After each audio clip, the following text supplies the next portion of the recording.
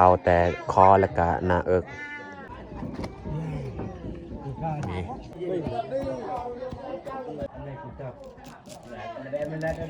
นี่ลาบดิบ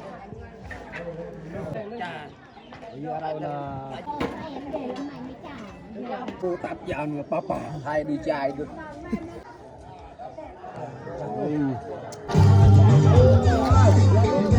ร้อยแต่ว่ายังบ่ทันได้เอิ้นให้เขามาครับกับทักทายสบายดีFCเบิร์ดสุขูสุคน ยินดีต้อนรับเข้าสู่ซองบ่าวยูสำหรับตอนเช้าวันนี้นี่เราจะมาลมงัวโอเคแต่ทุกคนสามารถติดตามการเฮ็ดกินของเราในตอนเช้าวันนี้งัวเฮากะลมเรียบร้อยมีแต่ทายทีมงานเฮามาจากน้อยแล้วก็สิบริหารเลยทีมงานเฮากะเริ่มบริหารเลยเพื่อจะจัดพูดแบ่งกัน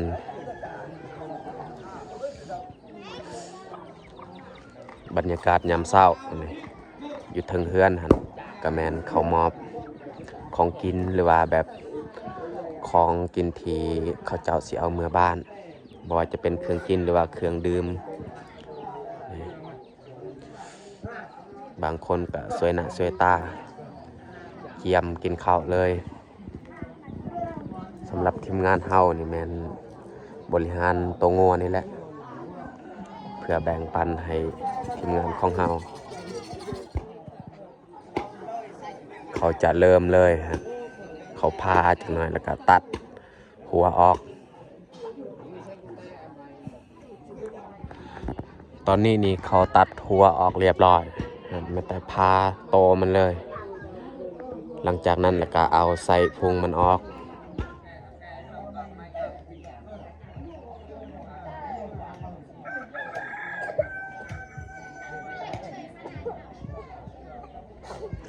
เขาตัดคอออกแล้วก็ส่งคืนให้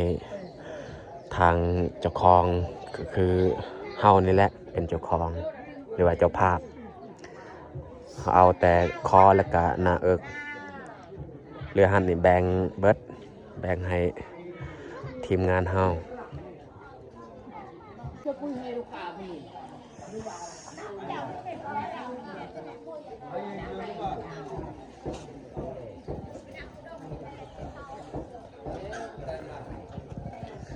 ในฐานะมันก็เขาขัวมูแล้วก็เขาเฮ็ดความสะอาดตัวแบะอีก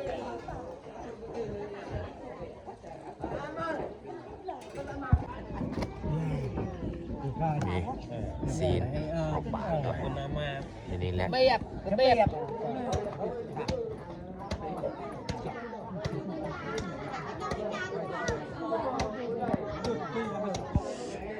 อยู่ถึงเตียงเขากะแบ่งไว้ให้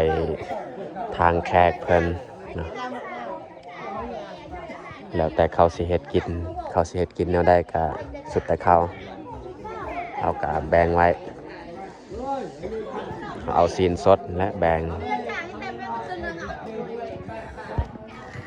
มักเพชรเขาคั่วไว้เรียบร้อยนี่เอาสิเฮ็ดแจ่ว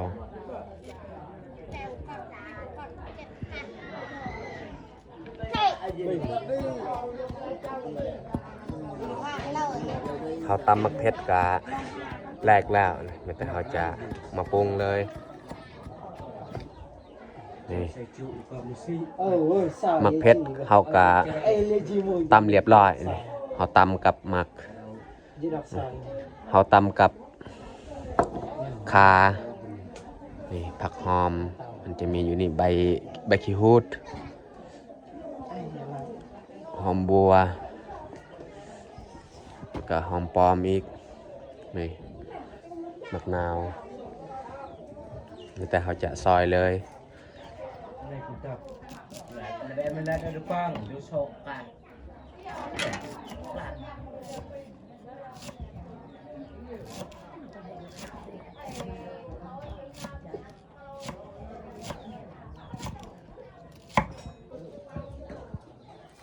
Mai với tao có về mới lại đường rột bây giờ là chị á bao con đã được là chị bao chạm cái chờ có cả về bữa mới tem à là đời chờ Tao đa hàm đặt cái này nè. thì con là một là khổ dễ dàng สุดท้ายนี่แมนหอมปลอม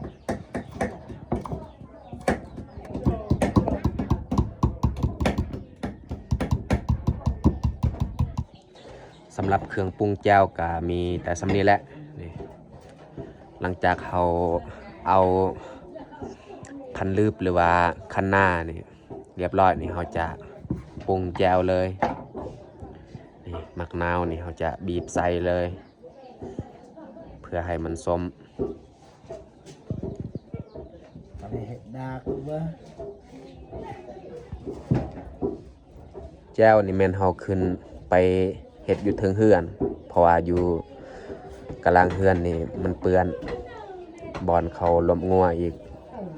บ่สะดวกเฮาจะปรุงก็เลยได้ขึ้นมาปรุงอยู่เทิงเฮือน cô về cô tiền nó có đi nhờ thầy đợt มักนาวนี่เฮายันมันบ่ส้มนี่เฮาเอามากมาซอยไว้แล้วก็ปรุงใส่แจ่วเลยเพื่ออยากให้มันส้ม nó để tập phải hệ นี่มีแต่เฮาจะปรุงเลย ai chụp bỏ nở mà người ta mới yêu bỏ nở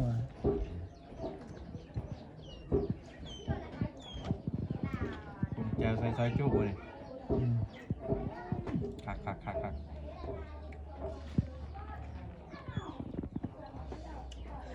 chú Á Đập ปรุงนี่แจ่วนี่เฮากะปรุงเรียบร้อยยังแต่ข้าวคั่วเฮาลืมใส่บางอย่างนี่เขาตำเรียบร้อยแต่เฮาจะใส่น้ำลังอีก thì cái đập mà nghe lại pen thì ข้าวคั่วนี่บางอย่างนี่เฮาลืมใส่เพราะว่าเขาตำอยู่ลุ่มนี่แต่เฮาจะใส่น้ำลังก็ได้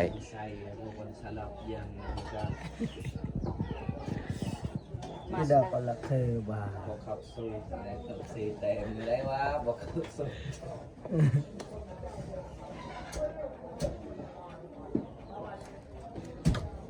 không có ít sải ซีนที่เฮามอบให้แขกนี่เขาเจ้าเฮ็ดกินลาบดิบ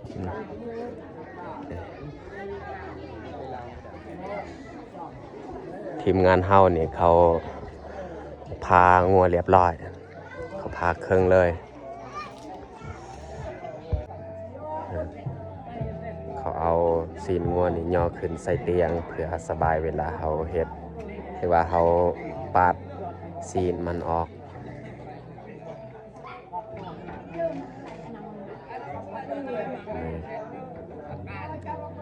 คือว่าเขาเอากระดูกสันหลังออกเรียบร้อย em đạt lục lắm làm cái thứ này mặc เขาปรุงลาบดิบ ai lục lục lục ai lục chạy lục cả rồi cắt lắp đấy một hôn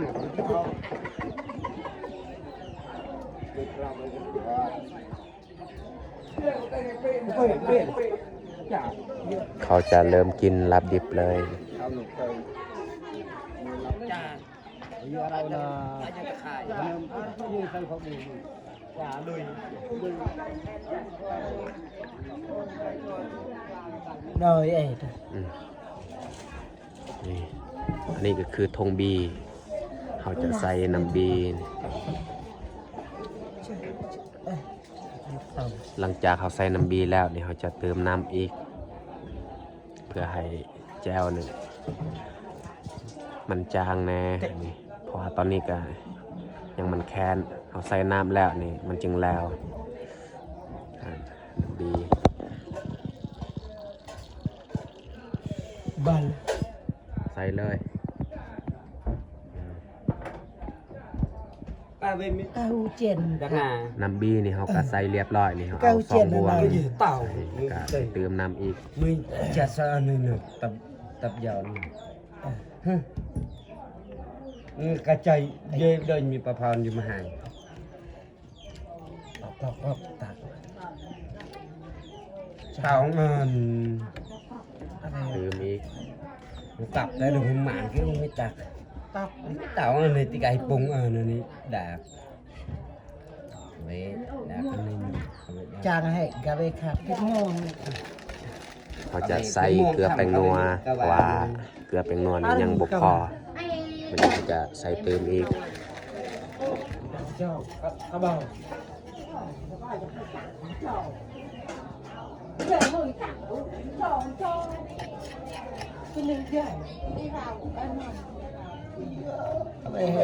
Sao là muốn về cái tạc cơ? Đi tạc bao đời coi trời bác làm. ai bạc này cái lúc như đá bần นี่ตับหวานแล้วน้องเอ้ยอ่ะคักบ่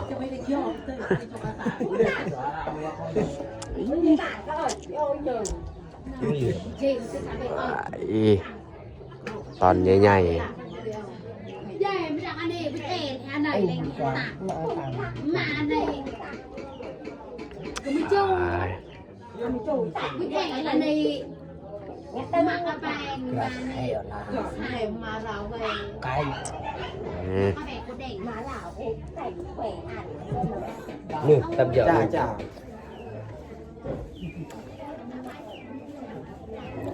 Bám chơi kìa.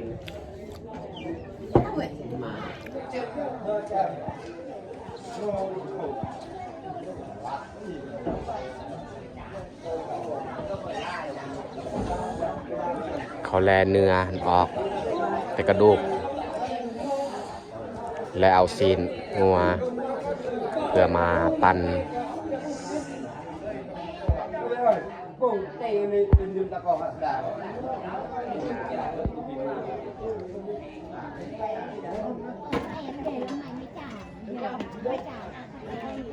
Có lấy chàm thì tiền tặng.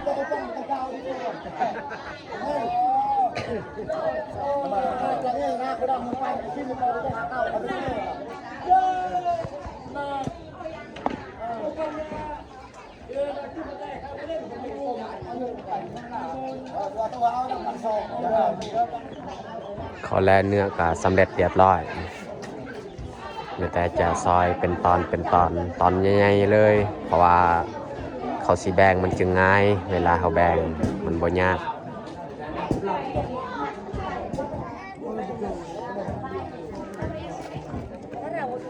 ในหม้อนี่จะแม่นน้ำเพียมาต้มแล้วก็มาปรุงใส่แจวจังเลย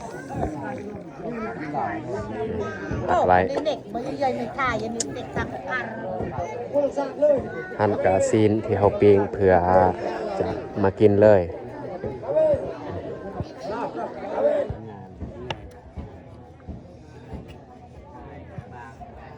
là về anh ấy đi lao về nó một bờ nói rằng rồi sáng nay sẽ đào chạy bán vàng vàng cái này đang đi hết tất cả bằng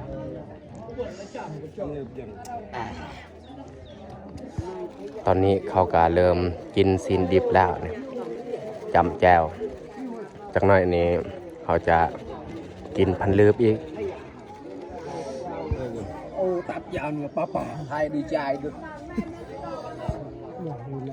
tập bằng giờ hayสุดยอดสุดยอดเนาะคักlà vùng cái dày bài tay mũi đàm Cha họcไปดูเลยว่าจะลีเด็ดล่ะ ô mày thì đông có được sai tại được nhau không dương thôi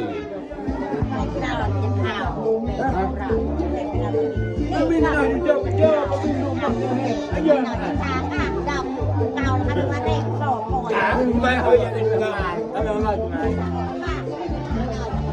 mình có mặt anh ấy nó hôm mới vợ anh đây anh đào ảo tay cái này là nào có ảo thôi mà đi đi bạn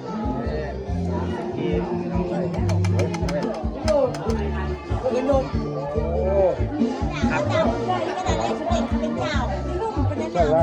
nó không được ăn cái món này cái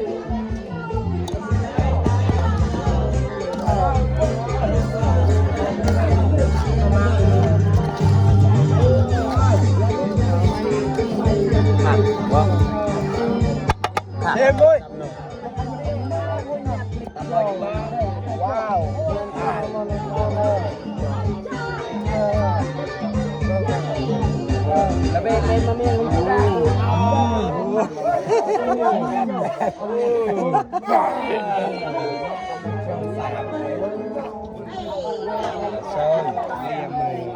ต้นบนมันเนี่ยเราก็มี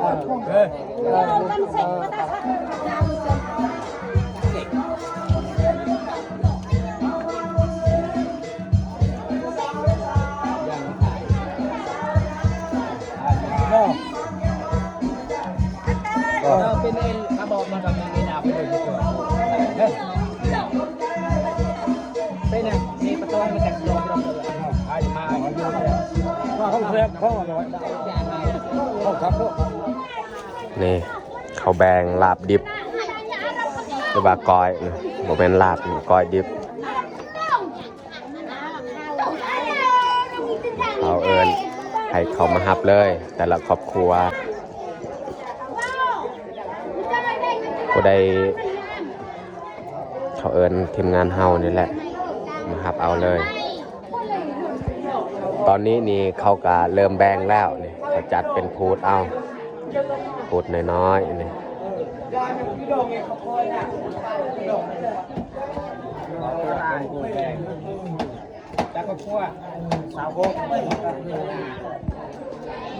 นี่ตอนนี้เขาก็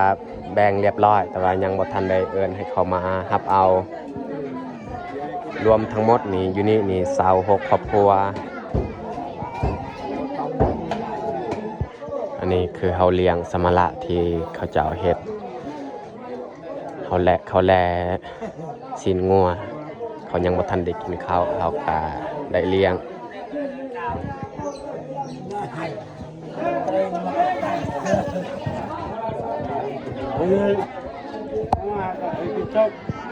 มันปานมันหนักไหนมันหนักปานไปเลย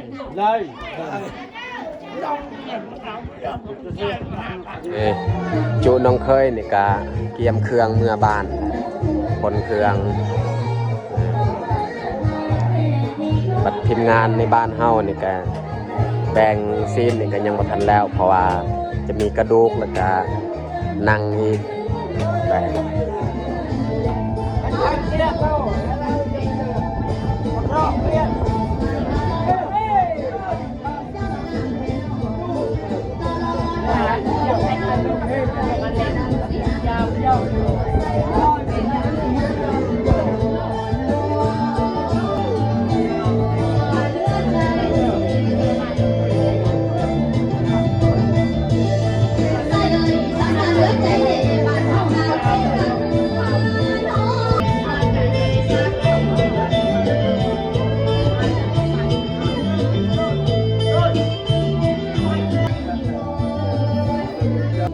จาก